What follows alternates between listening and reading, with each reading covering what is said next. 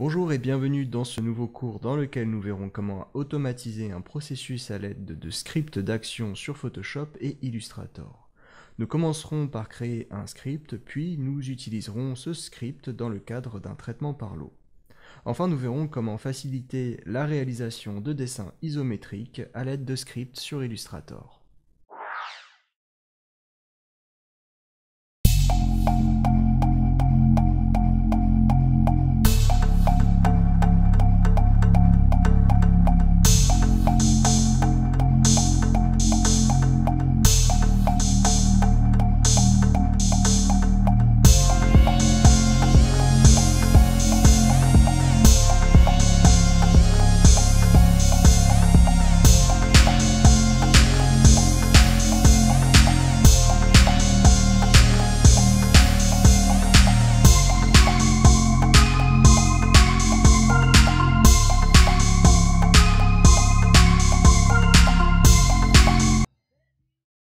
Comme vous pouvez le constater, les scripts d'action permettent d'automatiser certaines tâches. Fonctionnant comme des invités de commande préenregistrés, les scripts peuvent offrir des résultats convaincants à l'aide de sélections, de masques et de tracés et permettent de revenir sur le visuel par le biais des calques de réglage. Dans ce dernier exercice de la séquence, nous avons à réaliser ce petit Polaroid avec les dimensions qui sont prescrites sur ce schéma afin d'obtenir un résultat de ce genre à partir d'une image qui est préalablement découpée en tant que carré. Cela va nous permettre ainsi d'automatiser un processus et éventuellement d'avoir ce genre d'effet pour intégrer peut-être plus harmonieusement des images dans un site dans lequel nous aurions par exemple à insérer des polaroïdes. Pour réaliser cet exercice, j'ai préalablement découpé 3 images en format carré, parce que c'est obligatoire, sinon, bien entendu, vous pourriez le mettre dans le script, mais il vous découperait le format de façon un petit peu aléatoire, et moi j'ai choisi de cadrer un petit peu les sujets de mes images. Je vais donc, pour créer un script d'action, me rendre dans Fenêtre, et je vais choisir Action. Vous voyez que vous avez aussi la possibilité dans les versions précédentes d'avoir script ou voire même script d'action. Sur la CC, ça s'appelle désormais action. Et je vais prendre cette fenêtre et vous voyez, je vais la glisser ici pour qu'elle soit figée dans l'espace. Je vais maintenant ne travailler que sur cette image. À la limite, je peux même supprimer les deux autres images de mon plan. Et je vais ouvrir un dossier, enfin créer un dossier que je vais appeler Paula et je vais créer un sous-dossier, alors un petit script, en fait ça c'est un ensemble de scripts et ça c'est un script, et celui-là je vais l'appeler Paula 01 par exemple. Vous voyez que vous pouvez lui mettre une touche de fonction et éventuellement une couleur, alors moi je vais choisir par exemple la couleur orange et ça sera utile pour quand on fait des boutons. Alors la touche de fonction c'est pour exécuter le script avec par exemple un raccourci comme CTRL et puis F8 si vous voulez, moi je le mets pas. Vous mettez enregistrer.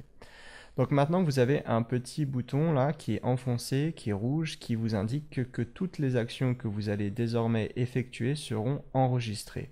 Alors on va vite le voir d'ailleurs.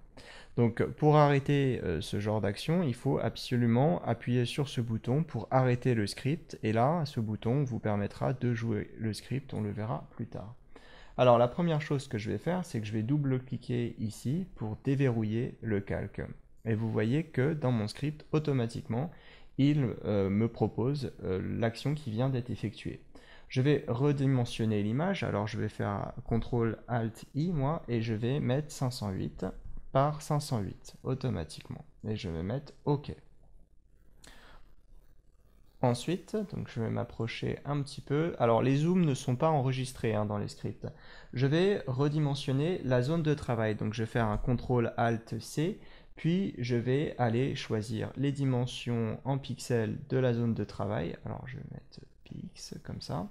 Et je vais choisir une largeur qui sera de 560 et une hauteur qui sera de 640. C'est le format standard d'un petit Polaroid. Alors je pourrais choisir de mettre en haut l'image, mettre en bas, mais de toute façon je vais devoir la bouger, donc je vais mettre juste OK. Pour l'instant on a donc un fond qui est un petit peu plus espacé pour le travail. Je vais maintenant créer un repère horizontal qui sera à 26 pixels du bord haut. Donc je vais aller dans Affichage, Nouveau repère, et je vais choisir bien sûr à ce que l'orientation de ce repère soit horizontale, et je ne vais pas mettre 26 pouces, hein, je vais mettre 26 pixels. Faites bien attention à ça. Donc vous pouvez le préciser éventuellement directement dans l'éditeur. Si vous voulez passer en pixels, si vous avez une autre mensuration ici, il faut faire un clic droit et vous mettre directement en pixels. Voilà, ça aussi ce n'est pas enregistré, vous voyez, dans les scripts. Maintenant, je vais aller sur l'outil V pour déplacement et je vais appuyer sur, enfin je vais faire un cliquer-glisser haut et en appuyant sur Shift jusqu'au repère que je viens de créer. Hein, d'accord? Et vous voyez que le nouveau repère a été créé, mais le déplacement n'a pas encore été généré. C'est parce qu'il faut que je valide ce déplacement par une autre action. Donc je vais faire une autre action, je vais créer un calque. Et automatiquement, vous voyez que le déplacement, lui, a été validé et que le calque a été créé. Je vais maintenant sélectionner l'image. Alors juste les pixels qui sont colorés de cette image, hein, pas les pixels transparents. Pour ce faire, je vais faire un contrôle-clic directement sur la petite vignette de mon image. Et vous voyez que les pixels sont directement sélectionnés. Et je vais réinitialiser les couleurs de premier plan et d'arrière-plan en appuyant sur la touche D. Puis je vais les intervertir en appuyant sur la touche X. Ensuite, je vais intervertir et remplir la sélection. Donc je fais un CTRL-SHIFT-I pour intervertir ma sélection. Vous voyez que je suis toujours sur le calque 1, c'est très important qu'il soit au-dessus. Et je vais appuyer sur cette touche, la touche M éventuellement, pour faire un clic droit et ensuite aller dans l'option remplir. Je vais remplir, non pas avec le contenu pris en compte, sinon ça me ferait un truc bizarre avec l'image, mais directement avec du blanc. Je pourrais choisir autre chose, mais là, ça sera très bien. Vous voyez que ça me fait directement mon cadre blanc. Donc maintenant, je vais désélectionner en appuyant sur CTRL plus D et je vais sélectionner le calque avec l'image, donc celui-ci, d'accord? Je vais créer maintenant un calque de réglage de couleur unie. En fait, je pourrais créer tout un tas d'autres calques, mais on va commencer par celui-ci. Et je vais choisir ici, dans le code hexadécimal, de mettre 3327 CD. Donc ça vous donne un bleu. Et je vais mettre OK. Et je vais choisir un mode de fusion qui sera exclusion, en l'occurrence, ici. Et enfin, je vais travailler un petit peu avec l'opacité et je vais mettre cette opacité à 45. Voilà. Maintenant, je vais créer un nouveau calque de réglage qui sera un calque de niveau. Et je vais pouvoir ainsi choisir pour les noirs ici de mettre une valeur qui sera de 53 par exemple. Et je vais aussi choisir un mode de fusion qui sera lumière tamisée. Donc je vais aller ici, je vais mettre lumière tamisée.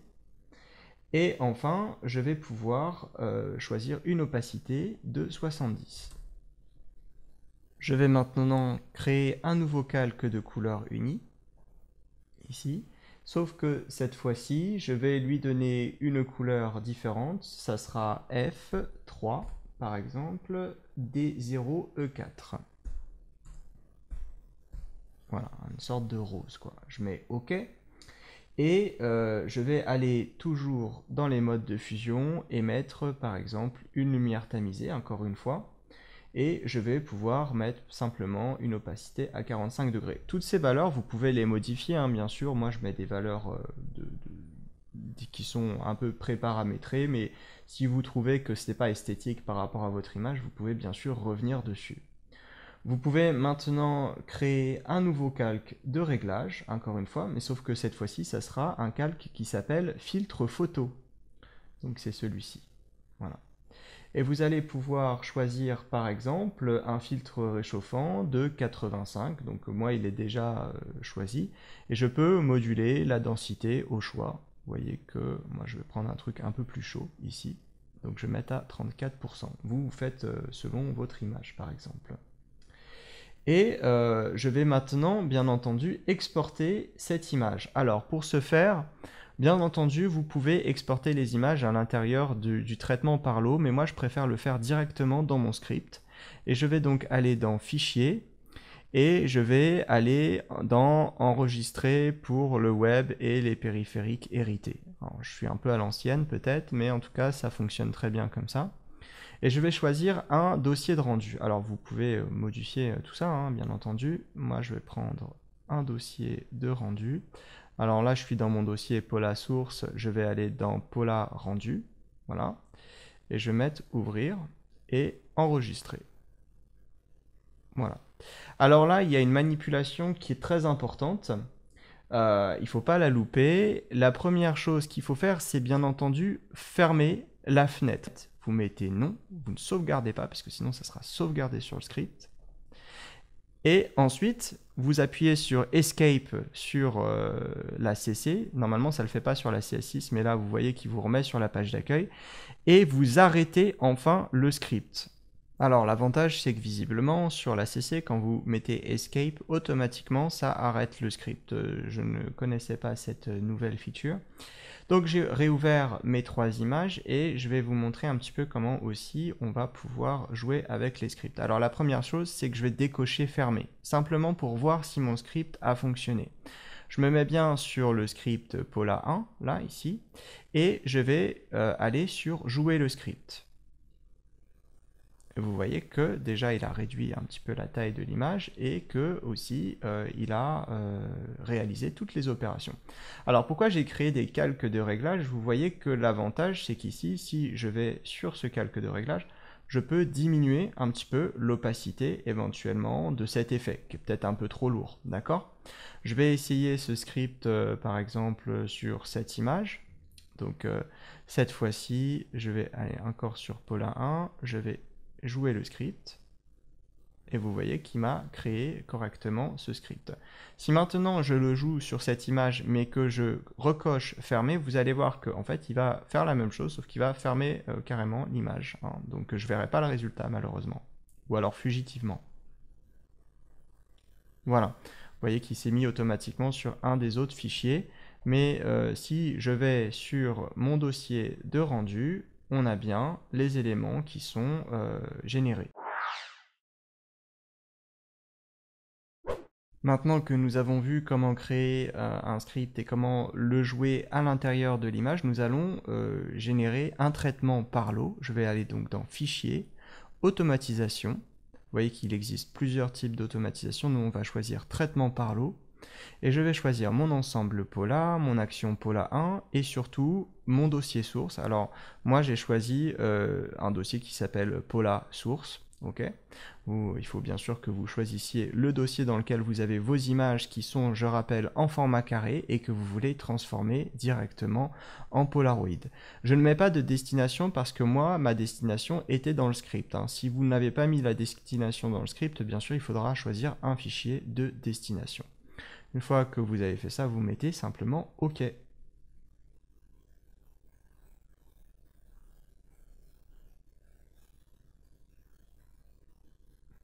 Voilà, maintenant je vais aller voir sur mon document. Vous voyez que je vais aller dans Pola rendu et automatiquement, il a créé plusieurs Polaroids tout à fait comme je l'avais demandé avec mon script.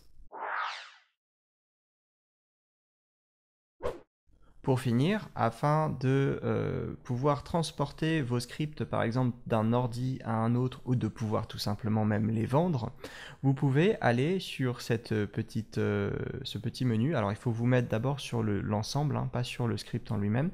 Vous allez sur le menu contextuel et vous allez pouvoir enregistrer les actions et avoir un fichier .atn. Donc par exemple, si je vous demande de me rendre le fichier .atn, il faut le faire ainsi. Et dans le dossier de rendu, par exemple, vous pouvez enregistrer en plus le script en .atn. Pour charger un script, rien de plus simple, il suffit d'ouvrir la fenêtre d'action et d'aller dans éventuellement charger les scripts. Alors c'est ici, charger les actions.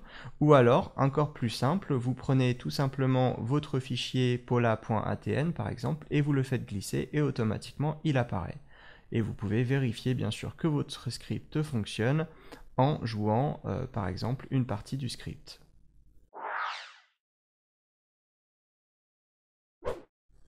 Voyons à présent sur Illustrator comment générer des isométries grâce au script afin de travailler avec des images de face que nous allons pouvoir ainsi mettre directement en perspective grâce au script d'action. Donc après avoir ouvert un nouveau document sur Illustrator, bon, le mien fait 3000 par 3000, je vais commencer par réaliser un simple petit carré. Donc vous voyez, je choisis une couleur bleue et pas de contour, hein. Et je vais aller dans Menu Fenêtre et je vais choisir cette fois-ci Script d'action. Vous voyez qu'il ne s'appelle pas comme sur Photoshop Action. Je vais prendre cette fenêtre et je vais la poser à côté des calques. Je ne vais pas trop m'en servir pour l'instant des calques, donc je peux faire ça. Et je vais créer un nouvel ensemble. Vous voyez que j'ai déjà un ensemble ISO, je vais l'appeler isométrique, celui-là. Isometric. Je mets OK. Et je vais créer un nouveau script que je vais appeler top. OK, j'enregistre. Alors, je vais arrêter le script. Je ne vais pas commencer par la forme du carré, je vais commencer par créer une grille. Donc je vais aller sur une grille, ici, sur cet outil, et je vais aller sur outil grille rectangulaire. Je vais faire un clic et je vais faire en sorte que cette grille fasse 3000 pixels par 3000 pixels avec un nombre de séparateurs horizontaux et verticaux de 30. Je mets OK. Donc là j'ai une grande grille, je vais la sélectionner et la placer au centre. Vous voyez qu'elle épouse parfaitement mon plan de travail. Je vais maintenant réenregistrer le script et cette fois-ci, je vais aller dans Objet, Transformation, Mise à l'échelle. Alors, cette transformation, je vais choisir Différencier et je vais mettre 86.602. Alors moi, c'était déjà le cas, hein, c'est parce qu'il retient. Alors, 86.602 va me permettre de justement compacter un petit peu verticalement mon objet afin de lui donner quelque chose qui semblera plus naturel dans la mise en perspective isométrique. C'est un chiffre qui est issu d'un calcul de trigonométrie parce que justement, on a une valeur qui va être 30 degrés parce que mon isométrie est à 30 degrés. Donc, je ne vais pas vous faire un cours de maths, je vous donne par contre la valeur. Je mets OK. Vous voyez que ça a compacté verticalement. Je vais maintenant aller dans Objet, Transformation, et cette fois-ci, je vais travailler avec la déformation, ici. Je vais mettre 30. Vous voyez qu'il a déformé, il a incliné en fait la grille. Et je vais aller dans Objet, Transformation, c'est la dernière, et je vais aller dans Rotation, et cette fois-ci, je vais mettre moins 30. D'accord ? Et je mets OK. Et ça y est, vous avez votre grille qui vous permet de tracer directement des isométries. Alors, ce que je fais, c'est que j'arrête le script, ici, et vous voyez que maintenant, je vais aller dans mes calques, je vais verrouiller cet élément que je peux appeler grille, et je vais créer un nouveau calque. D'accord? Alors, si j'ai envie de voir cette grille, bien sûr, il faut que je lui mette peut-être une couleur, hein. Vous pouvez lui mettre une petite couleur avec un contour, éventuellement, et la reverrouiller. Ce sera un peu plus agréable. Et maintenant, je vais m'approcher de cette grille. Je vais me mettre sur le nouveau calque et je vais créer un petit carré, ici. Cette fois-ci, je vais inverser, ici, intervertir la couleur de contour avec la couleur de remplissage. Je vais sélectionner ce carré et je vais mettre dans le script d'action. Ici, je vais sélectionner simplement mon script top et je vais le jouer. Et vous voyez que automatiquement, il m'a créé un élément qui va parfaitement rentrer dans cette grille. D'accord?